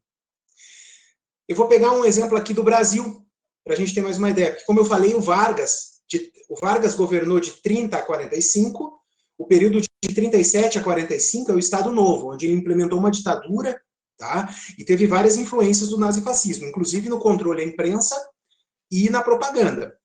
Um desses elementos foi que, em 1938, foi criação do Getúlio Vargas, o programa radiofônico A Hora do Brasil, que hoje nós conhecemos como Voz do Brasil. Em Brasília, 19 horas. E aí começam notícias políticas. Devemos lembrar que na década de 30, o rádio era o principal veículo de comunicação. O rádio ocupa o papel, vamos dizer assim, que a TV ocupou até tempos atrás, que a internet ocupa hoje. E olha o horário estratégico que foi pensado isso. 19 horas. O trabalhador normalmente sai de casa 18 horas. Chega em casa 18h30, dá um beijo na patroa, brinca um pouco com as crianças, liga o rádio, começam notícias de cunho político, somente trazendo as benfeitorias do governo. Então, por isso que você explica também a visão que se construiu, o apelido do Vargas, pai dos pobres. O Vargas que criou a CLT. Então, você tem uma imprensa, uma propaganda. Inclusive, no Brasil foi criado o DIP, o Departamento de Imprensa e Propaganda, que controlava também a circulação de jornais, da mídia impressa, de livros, entre outros. Na Alemanha nazista também. Então, assim, inclusive, para não ficar só falando de nazismo e fascismo, de Vargas, a União Soviética é o primeiro exemplo de manipulação fotográfica da história. As primeiras fotos adulteradas em negativo são fotos da Revolução Russa. Como o Stalin era inimigo do Trotsky, ele mandou apagar o Trotsky das fotos da Revolução. E isso é difundido em livros, na imprensa, jornais, entre outros. Então, essa manipulação ideológica, seja por meio dos meios de comunicação de massa, rádio, TV, jornal, revista, o cinema, é muito presente. Então, essa questão da imprensa... Mas, ao mesmo tempo, a gente deve pensar assim, que com o amadurecimento, eu falo pelo quem conhece um pouco da imprensa nos Estados Unidos, a gente reclama da nossa imprensa, mas é melhor ter imprensa livre do que nenhuma imprensa. É melhor ter uma imprensa que possa ter diferentes canais e opiniões divergentes, diferentes canais de TV, diferentes portais de notícia, e com ideias diametralmente opostas, do que ter apenas um grupo de imprensa que seja vinculado ao poder político. É isso aí. Uma perguntinha aqui. Quais exemplos históricos que mostram a maçonaria contra o fascismo? Acho que você comentou alguma coisa aí, mas tem mais alguns exemplos que possam contribuir? Então, como eu falei assim, ó, os livros maçônicos que eu tenho, eles são mais restritos, ou eles não falam. Por exemplo, eu tenho um livro aqui que eu adoro ele. Aliás, é difícil não gostar das obras do Castellani, né? Que é essa obra aqui, ó, A Ação Secreta da Maçonaria na Política Mundial.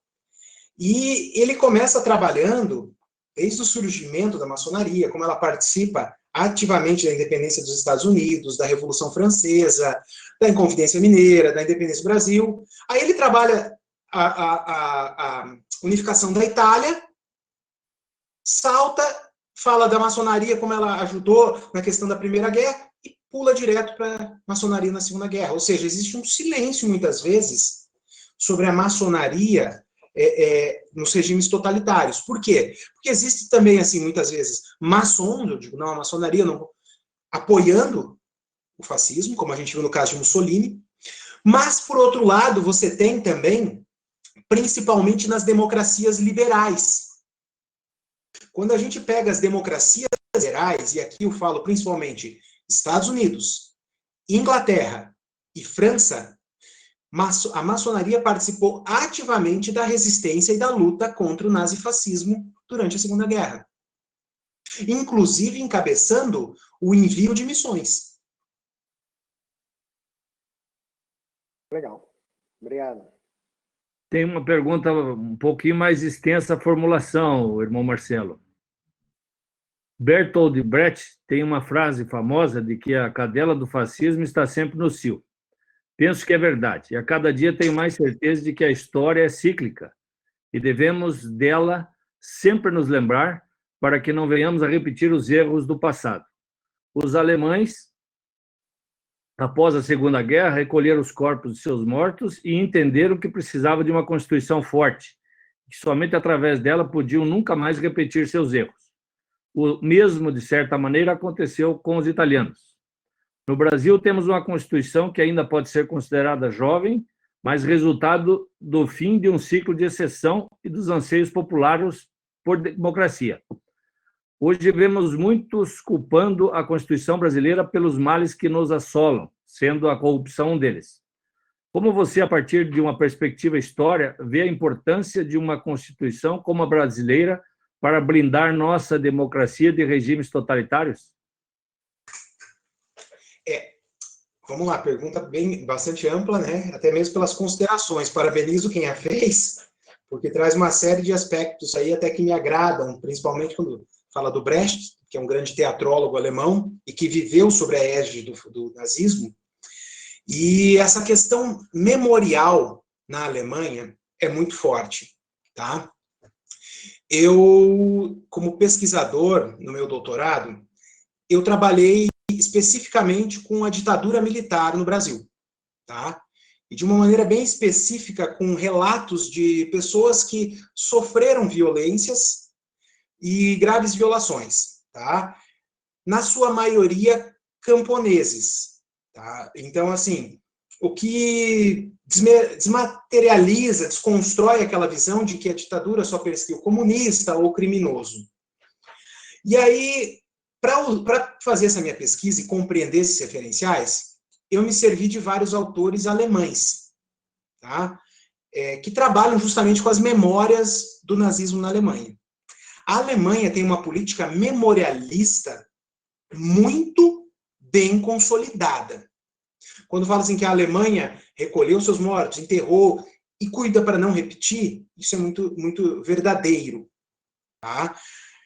E aqui no Brasil, eu sou um cara assim que eu não compartilho da ideia que foi regime militar, eu acredito que foi ditadura, e que nós devemos, com base na nossa Constituição, apelidado de Constituição Cidadã, e que fala muito da questão da garantia de liberdades, da liberdade de ensino, da liberdade de cátedra, da liberdade política, resguardar direitos e liberdades civis, como forma de que o passado não se repita, mas também de que esse passado realmente possa passar. E quando eu falo o passado realmente possa passar, é que as chagas e feridas que ficaram abertas, tanto de um lado quanto de outro, possam realmente ser sepultadas. Não a toda hora serem reviradas. Eu gosto muito do George Orwell, citei ele antes, no livro 1984. Ele começa, logo no começo do livro ali, ele fala que quem domina o presente domina o passado. E quem domina o passado domina o futuro. O que ele está querendo dizer com isso? Que muitas vezes quem está no poder político num determinado momento tenta instrumentalizar o passado a seu favor e alterar versões com vista num projeto político de dominação. Então, a importância de se ter uma mentalidade clara sobre essas políticas é muito necessária quando a gente pensa a longo prazo. Quando a gente fala assim de, por exemplo, mas tem que coibir aqueles que fazem terrorismo e tal. A Alemanha, nos anos 70, ela foi vítima de frequentes ataques terroristas de movimentos de esquerda. Quem conhece a história do grupo guerrilheiro chamado Baader-Meinhof, sabe que existiam explosões a banco, entre outros. Como que a Alemanha combateu isso? Com mais democracia. Vamos criar práticas mais participativas para fortalecer a democracia. Então, são lições assim que levam a gente a refletir. Não existem respostas prontas, muitas vezes. Mas o fato da gente se colocar, eu acho que já é a grande virtude. Muito bem. A pergunta foi do irmão Luiz Fernando Stonski. Só para você elogiou aí. Luiz Fernando Stonski. Muito bem, é isso aí. Clemente. Vamos lá, então. Pegando um pouco dessa pergunta aí, uma pergunta pessoal minha, assim, mas você acha que esse estudo dessa história do século XX, você acha que tem espaço no século XXI para a gente analisar como foi o século XX e pegar lições que possam servir no século XXI de forma efetiva? Porque o mundo mudou demais, a liberdade de expressão mudou demais, a informação mudou demais. Seguindo o que você acabou de falar, de entender o passado, no máximo entender algumas estratégias, mas colocar em prática qualquer tipo de situação do passado é difícil colocar hoje. O que você pensa disso, Marcelo? Olha só, toda a turma que eu entro pela primeira vez como historiador, eu escrevo no quadro uma frase que inclusive é do Hobsbawm, tá? Num outro livro dele chamado Sobre História, que ele diz assim, toda história é história contemporânea. Toda história é a história do presente. Que quando a gente estuda o passado, a gente não está estudando o passado para ver como é que era que os caras construíram as pirâmides. Será que era muito difícil nos tempos da Inquisição? Será que os gregos eram tudo homossexual mesmo? Será que... Não. Quando a gente estuda o passado, a gente estuda para nos compreender. Então, olhar para o passado é extrair lições. Por exemplo, eu posso pegar e olhar para o Egito Antigo, 5.000 anos atrás, e compreender lições de como que a manipulação religiosa, como que a personificação da ideia de um enviado de Deus constrói um imaginário social. Eu posso olhar para as práticas participativas políticas desenvolvidas em Atenas e trazer lições para como eu penso a minha democracia hoje. Então, olhar para qualquer momento do passado, e quando o Hobsbawm fala toda a história é a história do presente, o que ele quer dizer? Que, primeiro, esse passado serve para nós compreendermos o nosso hoje. Mas mais do que isso, alguns temas se tornam motivo de interesse na atualidade por algum motivo dessa mesma atualidade.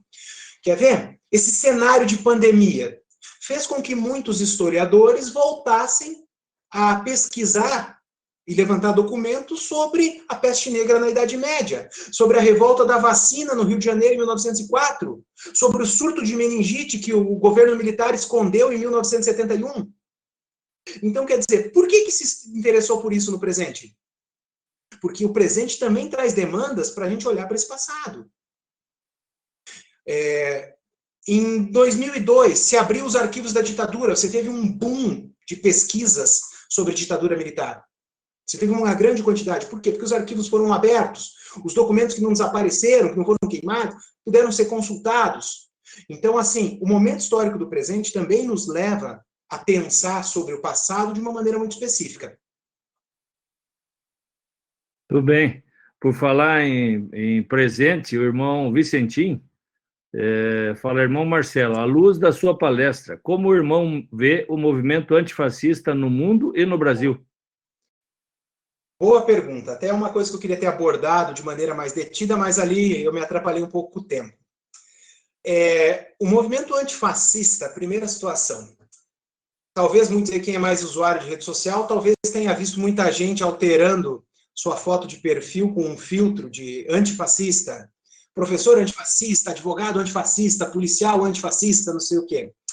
E se você observar o próprio símbolo antifascista, ele traz, daqueles filtros, trazem duas bandeiras, uma vermelha e uma preta, tá? E essas duas bandeiras se inclinam à esquerda, mostrando que originariamente o antifascismo é um movimento de esquerda. Então, muita gente, às vezes, por moda, ou simplesmente compartilhou, mesmo sem saber, ou ter orientação política de esquerda, que mostra desconhecimento. A bandeira preta representa o anarquismo. A corrente anarquista, uma corrente também do século XIX, criada lá por Mikhail Bakunin, né, que vai ser contra a propriedade privada, contra a dominação do homem pelo homem, seja por meio da igreja, seja por meio da propriedade privada, seja por meio do Estado. Então, uma ampliação da liberdade. Depois, outros caras, como Malatesta, Kropotkin, entre outros, vão também aprofundar. Então, ela é uma corrente anarquista. E o vermelho, o comunismo. O que acontece quando a gente viu esses vários movimentos, por exemplo, que muitos levantavam bandeiras antifascistas lá nos Estados Unidos, nos manifestos contra a morte do George Floyd, aqui no Brasil, quando teve a morte do menino João Paulo, da menina Ágata, e toda essa questão que envolve um cunho racial, tá? E o racismo é muito presente no fascismo italiano e alemão, como a gente pôde ver. Então, quando se traz isso para cá, que muitos grupos políticos, tá, com orientações de enfrentamento, também se apropriaram dessas pautas. Combater o fascismo, eu acho que a gente deve fazer... A política é um campo de disputa cotidiano. A política, ela se faz no dia a dia. As pessoas, às vezes, acham que política se faz de 4 em 4 anos, eleições. Não. Política se faz no dia a dia. E você alertar, debater, participar, seja por meio de... É ali que você constrói a verdadeira democracia.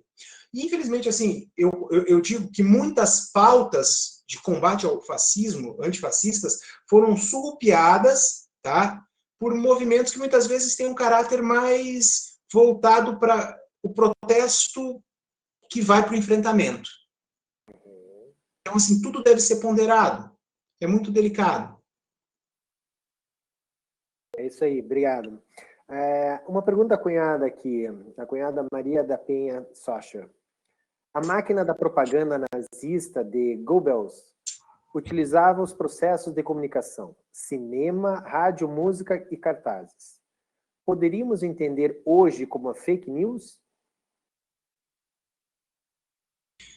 Olha só, existem autores, existem teóricos que tentam essa aproximação. Nós temos, assim, principalmente com o fenômeno de redes sociais, uma popularização muito grande da informação.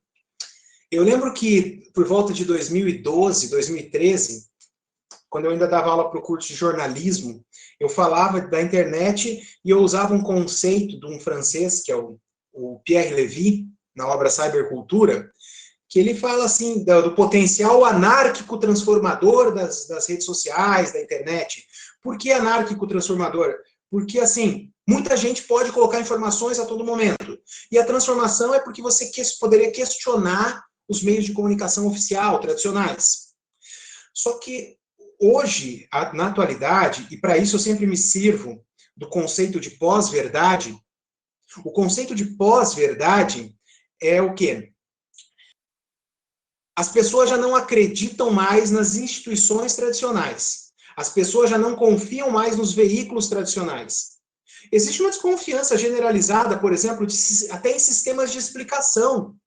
Por exemplo, teorias que antes eram usadas para explicar a sociedade, seja ela o liberalismo, o marxismo, o positivismo, os sistemas religiosos, igreja é questionado, a mídia convencional é questionada.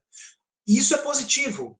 Todavia, quando a gente fala em pós-verdade, é necessário a gente pensar que as pessoas elas não substituíram para um processo mais criterioso de seleção de informações. Elas estão pautadas em interesses, crenças pessoais, opiniões políticas, muitas vezes construídas a priori, muitas vezes que são preconceitos, que são formulações anteriores, e estão buscando nas redes sociais apenas a confirmação disso. Isso aqui me contraria, eu descarto. É aquilo que eu falei antes. Não é penso, logo existo. Quer dizer, eu não vou questionar meus valores, meus dogmas, eu não vou ler algo que me desagrade. Hoje as pessoas se pautam no acredito, logo é verdade. É bem isso, é bem isso. Não está fácil a nossa convivência hoje, tem que ter muita Por falar, e não está fácil, irmão Marcelo, o irmão Vitório Stachelski, segundo a história, qual é o regime seguido pelo governo brasileiro atualmente? É uma pergunta difícil de responder, né? Até porque envolve calores políticos, envolve opiniões pessoais. Eu olho com bastante receio, assim. Eu vejo o governo nosso com diferentes setores compondo o atual, vamos dizer assim, corpus ministerial. À medida que você tem liberais de posições diferentes, como, por exemplo, você vai pegar ali o Paulo Guedes na economia, o Tarcísio na infraestrutura, tá? Que tem uma carreira, uma tradição liberal, eu vejo com preocupação a posição de muitos, como, por exemplo, o ministro da Educação que saiu, o Weintraub, o ministro das Relações Exteriores, o Ernesto Araújo, que são posições políticas que me preocupam. São posições políticas que beiram aquilo que, por exemplo, o Jason Stanley fala do irracionalismo, do apelo ao sentimental, da construção de teorias conspiratórias a todo momento, é globalismo. Então, assim, eu acho que existem posições de diferentes segmentos constituindo esse governo. E que é difícil estabelecer, assim, pelo menos a queima-roupa, tá? Sob pena, muitas vezes, de incorrer em paixões ou devaneios, ou simplesmente inclinações políticas, como alguns fazem, e suas preferências, uma condenação a um juízo moral mais intensificado. Mas existem questões ali que me preocupam. Perfeito. Acho que é isso, né, Grão-Mestre? Temos mais alguma pergunta aí? Tem uma não sei se você fez, do Marcos Aurélio Pereira. É verdade. Como são duas ideologias distintas, nazismo e fascismo? Na união delas, no eixo, qual das duas prevaleceu? Olha só, é interessante a gente ver que os pontos em comum, tem um conceito da sociologia, quem estudou um pouco de direito ou de administração, lê Max Weber, que é o de afinidade eletiva, que muitas vezes ideias até mesmo antagônicas, elas se aproximam pelas suas semelhanças. É importante a gente lembrar que a primeira aproximação, tá, do nazismo, o primeiro acordo político, foi com que foi o Pacto Anticominterme, em 1936, que é o Pacto Anticomunista, para perseguir a Terceira Internacional Comunista. E aí, em 1937, o Mussolini adere ao pacto. É feito o Pacto de Ferro com Hitler, e depois é feito o pacto que sela, né, o eixo Roma-Berlim-Tóquio, Itália, Alemanha e Japão, é muito mais pelas proximidades, e aí prevalece mais a visão geral de Estado totalitário. As políticas internas, por exemplo, se você for pegar a perseguição ao judeu, ela foi menor na Itália. Não quer dizer que ela não aconteceu. Mas o grande bode expiatório do nazismo foi o judaísmo. Então, assim, eles guardam também diferenças que devem ser analisadas dentro de uma dinâmica e de uma atenção mais dedicada. Tudo bem. Ótimo. Eu acho que tem um último questionamento aqui, que foi colocado assim para você pedir para explicar um pouquinho sobre o anacronismo. É o Alisson Marcos, a importância do conceito de anacronismo nesse contexto Sim. todo aí. Anacronismo é quando você simplesmente tenta imputar, tá? Vamos colocar assim, determinados valores históricos de um período a outro. É justamente o que a gente estava falando, da banalização, por exemplo, do fascismo. O cara vai lá e fala assim, o Bolsonaro é fascista. Ou, você está defendendo tal coisa, você é contra, você é fascista. Então, assim, o fascismo, enquanto acontecimento histórico, com as características que teve na Itália da década de 20, ou dos outros regimes totalitários, ele é datado. Ele tem uma data própria. O fascismo, ou neofascismo na atualidade, ele tem construções que diferem daquela. Ele tem variações que são próprias do nosso momento. Como a cunhada falou ali, comparando fake news com o papel da mídia na imprensa nazista. Muda muito, você não pode simplesmente pegar uma característica geral do passado e trazer para o presente achando que ela vai se encaixar. Eu sempre brinco, quando eu trabalho em metodologia, que as teorias são tão perfeitas, mas quando você tenta aplicar elas à realidade, parece que os sujeitos insistem em não se inserir naqueles enquadramentos. Então, daí que eu sempre falo assim, que é necessário que você também tenha a capacidade, como pesquisador, como cientista social, no meu caso como historiador, de extrair a teoria da empiria. Quer dizer, a empiria, a realidade, o conhecimento do dia a dia, e dali você construir uma interpretação do real. Muito bom, bem. Marcelo. Muito bem. Clemente, eu acho que deu, né? Fechamos. Isso aí. Estamos no horário. Na escuta ainda, irmão Marcelo. Muito, muito bom. Obrigado aí pelo teu alongamento de palestra, com tantas perguntas aí. Eu peço desculpa se eu estourei o tempo. Agradeço as considerações, agradeço a oportunidade. Não imagine, nós que agradecemos toda a prestatividade que você teve, agradecemos todo o teu conhecimento, né, que você pôde proporcionar para a gente. Depois você tem que passar para nós o segredo dessa tua alimentação, dessa tua dieta, para conseguir acumular tanto conhecimento e uma memória tão boa aí, né? Invejável, inclusive. Muito obrigado pela palestra, Marcelo. Foi engrandecedora para toda a nossa família maçônica e valeu muito a pena.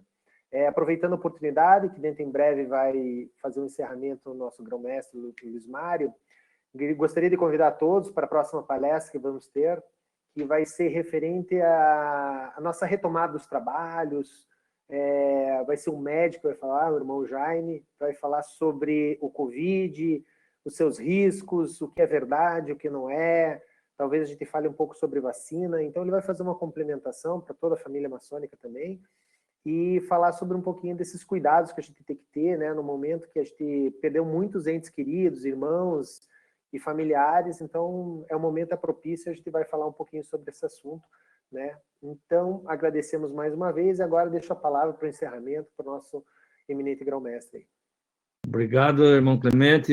Muito obrigado, irmão Marcelo, pela tua disposição aí de colaborar com toda a família maçônica do GOB, aí, trazendo conhecimentos riquíssimos para todos, né? A todos a plateia que está nos assistindo, aí o nosso muito obrigado pela participação de hoje. Vocês estimulam o trabalho que está sendo feito pelo GOB Paraná. Peço a todos que reverberem isso nas suas lojas, fraternidades femininas, entidades paramaçônicas, demais, e motivem todo o nosso quadro, toda a nossa família maçônica a ser parte da mudança que a gente quer. E a gente, para ser parte, tem que participar, e é esse o convite que a gente sempre faz. Vamos fazer parte do progresso que queremos na nossa ordem. Aos poderosos irmãos Clemente e Paulo Socha, que ficou com a conexão ruim agora, nossos parabéns, em meu nome, em nome do José Edson, grão-mestre adjunto, que vocês continuem com essa energia, tocando essa grande Secretaria de Educação e Cultura do GOB, que é um pilar muito importante da nossa gestão e demandado pela nossa família maçônica como um todo, conforme pesquisa que fizemos. Muito obrigado, uma ótima noite a todos vocês e bom descanso, saúde para vocês e todas as suas famílias. Muito obrigado, irmão Marcelo, muito obrigado, Clemente.